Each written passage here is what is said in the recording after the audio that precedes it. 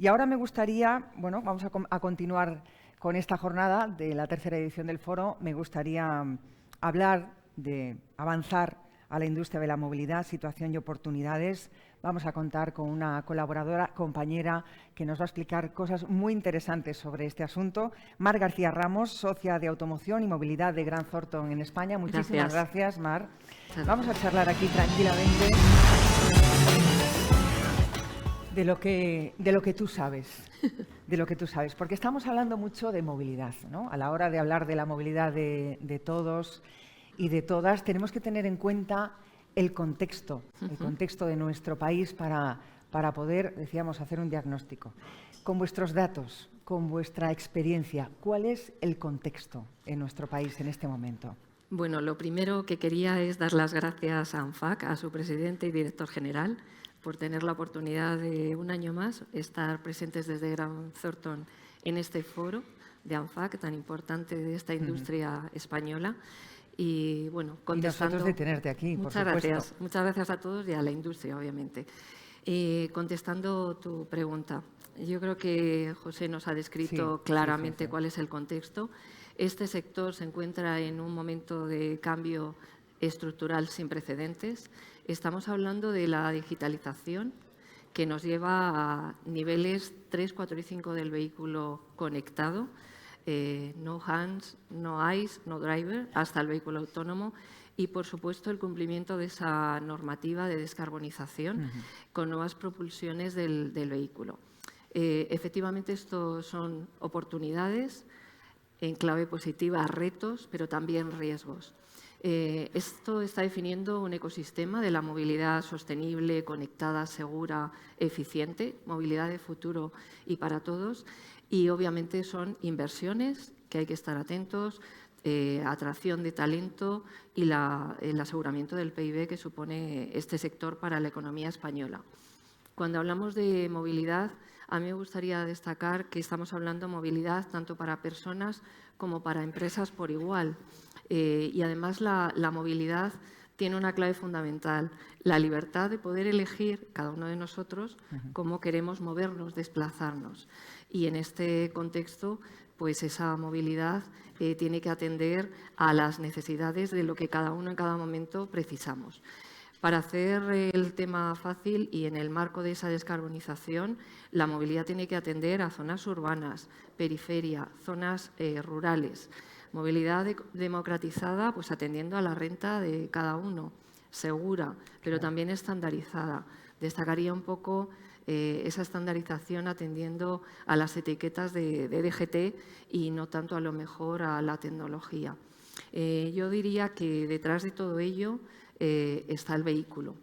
Es un bien preciado que tiene además una industria que está ayudando a la balanza comercial, a atender las exportaciones, todo lo que es la atracción de inversión, el PIB, pero por supuesto sin esa industria no hay libertad de movimiento y no se aseguraría esa transición hacia el vehículo eléctrico electrificado, que es lo que nos está exigiendo Europa en el próximo horizonte. Yo creo que este es un poco el contexto. Sí, y hablabas antes, bueno, que hay que superar ciertos obstáculos, pero ¿qué barreras, ¿no? tenemos que superar para garantizar que los ciudadanos nos podamos mover como queramos, pero a la vez poder atraer esas inversiones que son tan importantes? Destacaría fundamentalmente 4. Una de ellas es la heterogeneidad que estamos viviendo con las zonas de bajas emisiones. Tenemos una ley de movilidad sostenible que antes se ha mencionado, en marco comunitario único, pero que a la hora de desplegarlo por ámbitos geográficos, del lado de los municipios, España está afectado por 149 municipios que tienen que cumplir con esta normativa de zonas de bajas emisiones. Cada municipio está aplicando sus criterios y eso nos ha llevado a que, en lugar de tenerlo previsto en enero del 23, tengamos todo este año de transición. Esa heterogeneidad al final está alterando el mercado interior y, en definitiva, cada uno está viendo cómo esto impacta en el despliegue de todo ello. Quizá también atendiendo a una serie de modelos y vehículos que van a estar en unas condiciones desfavorables frente a otros elementos de movilidad. Después destacaría la falta de conocimiento del ciudadano. Nos han descrito perfectamente que esta normativa de descarbonización, cómo la interioriza a cada uno de nosotros, el ciudadano en general, la persona. A veces el no tener claro qué vehículo elegir, ese vehículo eléctrico electrificado, está retrasando las decisiones en la adquisición e incluso frenándolo. Esto nos está conduciendo a incrementar la edad media del vehículo. Ya estamos cerca de los 14 años. Tampoco el ciudadano está no tiene claro ese desaprovisionamiento de materias primas, de determinados compuestos y, por supuesto, todo lo que son cuellos de botella en la propia logística que está suponiendo el llevar determinadas piezas y vehículos a los lugares de exportación de los mismos. La falta de infraestructura, puntos de recarga. El 75% del tiempo el vehículo está en la vía pública y no solo hay que pensar, obviamente, en los elementos de punto de carga en los edificios, sino también en la vía pública. Esa falta de infraestructura de recarga pues está siendo una barrera. Y luego, por último, diría un poco el mercado, a lo mejor imperfecto. Los ayuntamientos, como he comentado, están planificando y normando en torno a la movilidad, pero al final están potenciando sus medios de transporte públicos, en donde efectivamente la bicicleta, el andar, etcétera, pero muchas veces es en detrimento de determinados vehículos, que es la esencia de que al final este sector potencie un PIB, unas inversiones y que haya un nivel de empleo cualificado para todos. Hablamos, bueno, de las ventas, ¿no? Las ventas, además, el impulso que se necesita, ¿no?, para fomentar la compra del coche eléctrico. Según vuestros datos, según lo que tenéis, ¿cómo veis en este momento la evolución del mercado? Y luego otra cosa muy interesante, ¿qué habría que mejorar en los canales de venta? Las previsiones al 2030 es de un mercado que hace años España tenía, justo en el año 2009-2010, de 1,3, 1,4 millones de vehículos.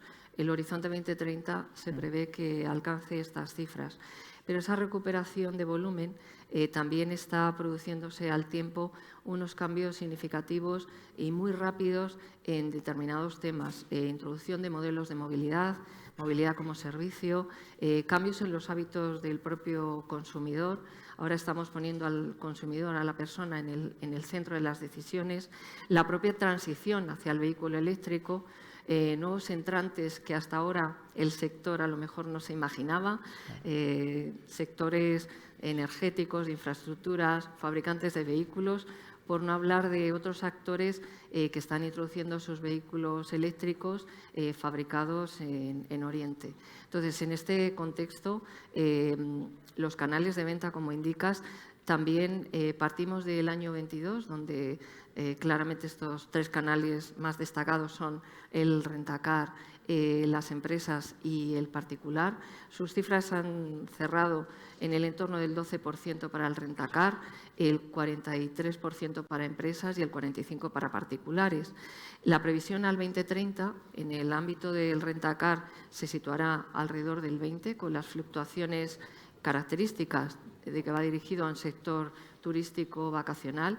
En el caso del particular, que es donde los concesionarios pues están obteniendo su cierre de ventas en el entorno del 85%, van a tener una previsible caída hasta el 20%, que se va a trasvasar al canal empresas, que va a llegar al entorno del 60%. ¿Esto a qué va a ser debido? Pues por un lado al sector renting, con todas sus grandes flotas, a las propias marcas, con grandes clientes con los que van a contar, pero también con todo lo que estamos viviendo. Esa incertidumbre de compra de ese vehículo eléctrico electrificado, también todo lo que son las grandes inversiones que hay que hacer en el vehículo eléctrico, inversiones que al final incrementan el precio del vehículo. Por otro lado, pues los hábitos del propio consumidor, que las últimas encuestas orientan a que sigue insistiendo en que el binomio calidad-precio es uno de los que más le preocupa, junto con seguridad y fiabilidad. Incluso sube puntos la visita al concesionario multimarca frente al monomarca y bueno, todos los procesos de digitalización que hay que poner en marcha en la optimización de procesos de venta.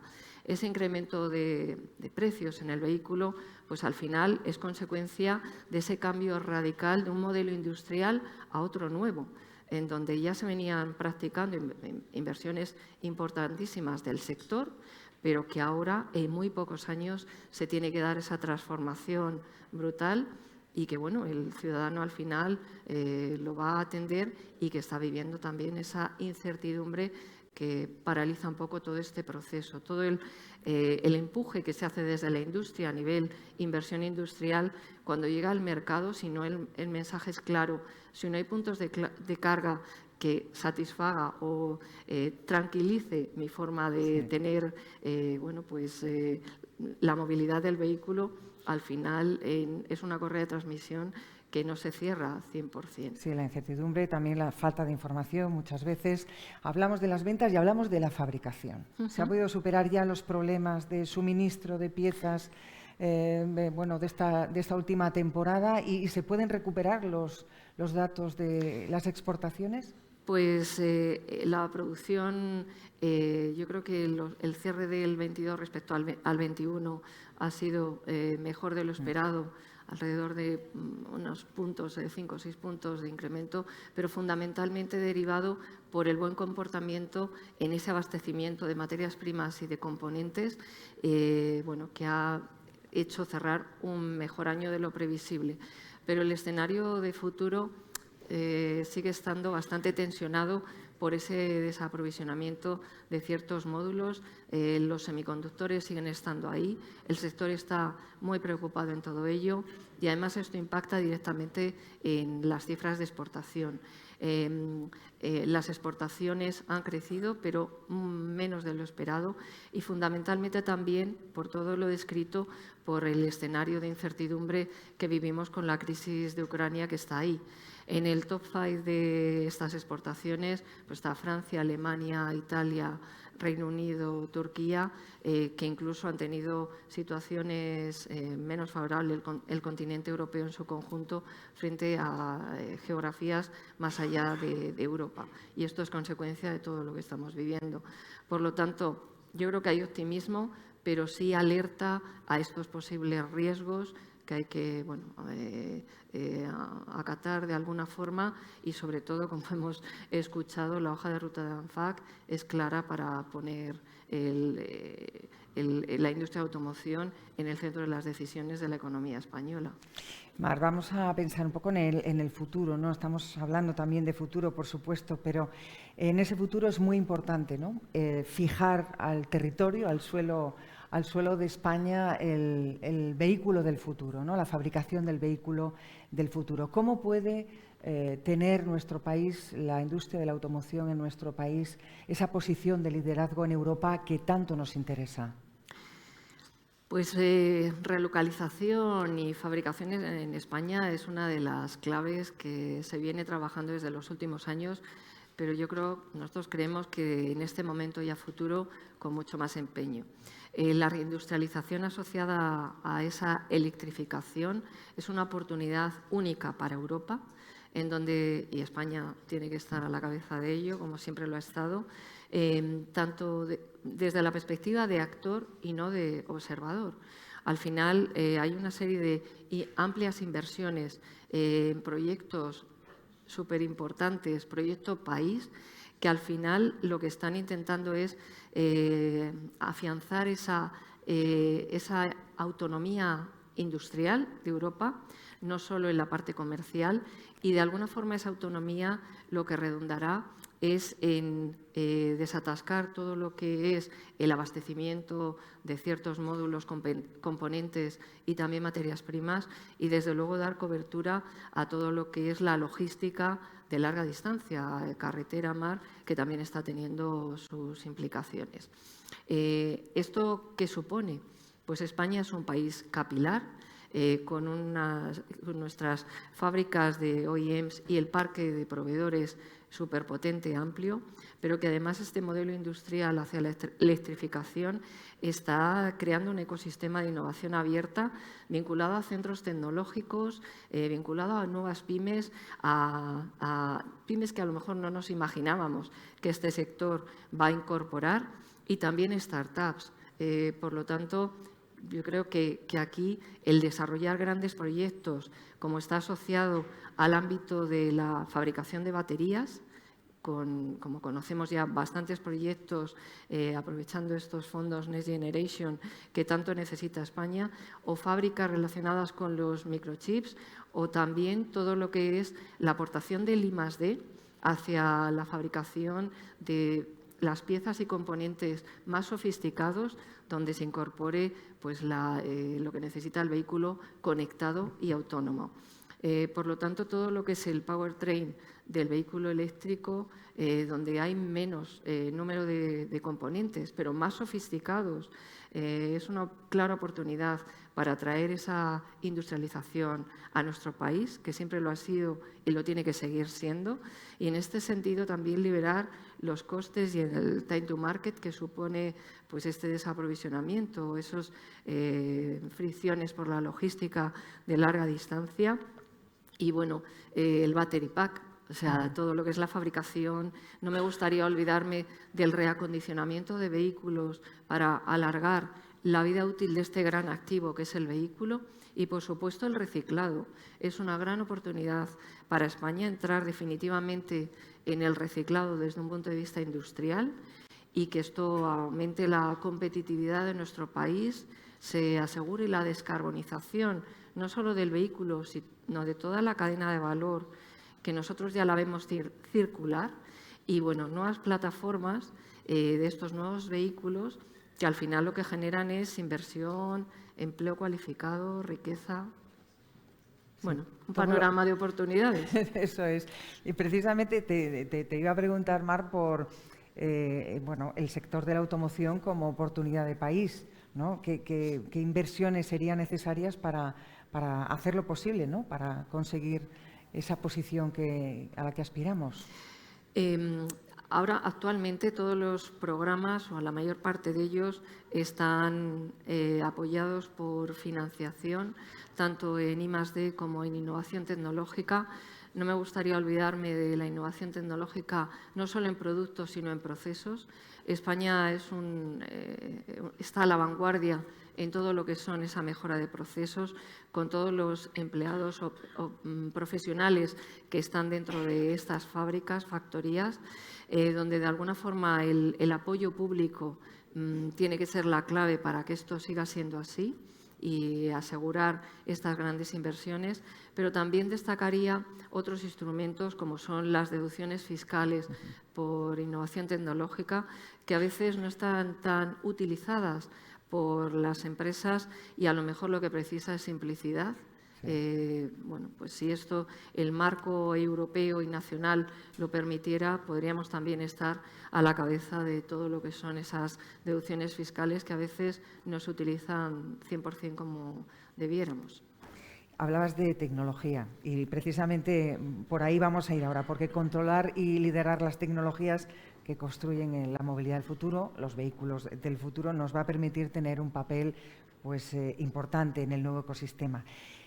¿Qué crees que nos falta para tener un mayor nivel en el sector del control tecnológico de ese vehículo del futuro, de esa movilidad del futuro? Pues no me gustaría olvidarme de hablar de recualificación en los empleados y en esa formación.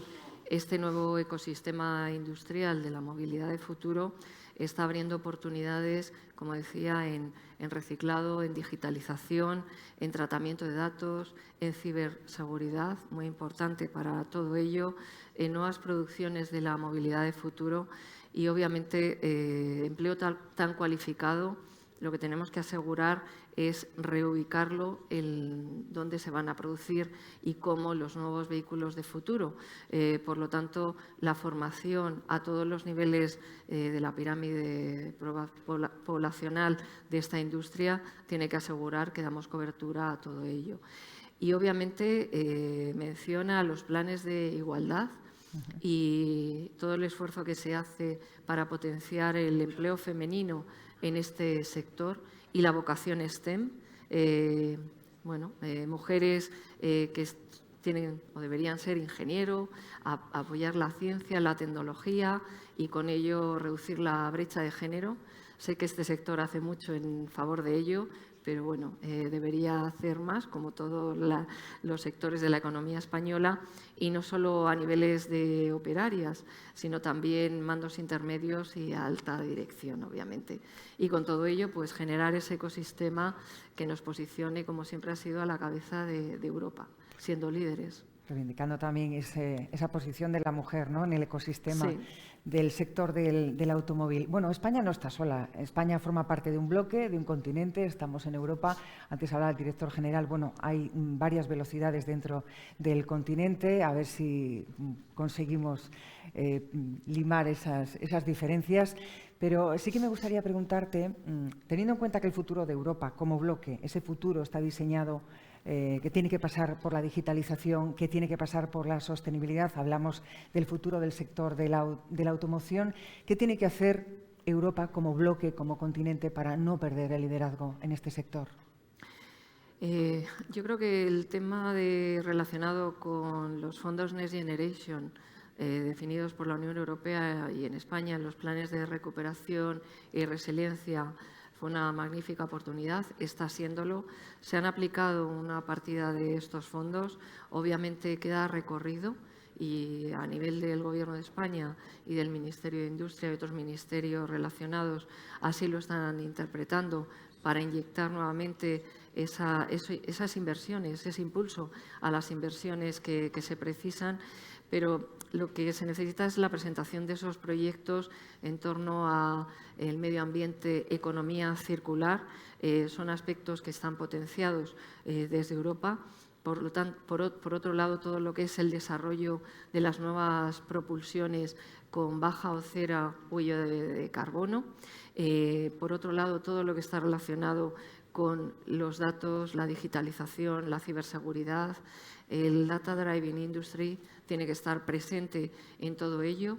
La descarbonización es una de las palancas, pero la digitalización a todos los niveles de la industria y también del vehículo en sí mismo es el gran reto al que nos estamos enfrentando hacia ese vehículo autónomo, donde los centros tecnológicos, el I+D asociado al mismo, la interrelación con otros sectores expertos en la materia para crear un ecosistema de economía colaborativa, sin olvidar la colaboración público-privada, obviamente, que también lo potencia, y destacar la industria 5.0. Yo creo que estamos ya más que habituados en esa industria 4.0, pero incorporar todo lo que es la anticipación de la logística, cómo esta se tiene que desarrollar, evitar cuellos de botella que no hacen llegar piezas o producto al punto de destino, pues al final forma parte de esta oportunidad.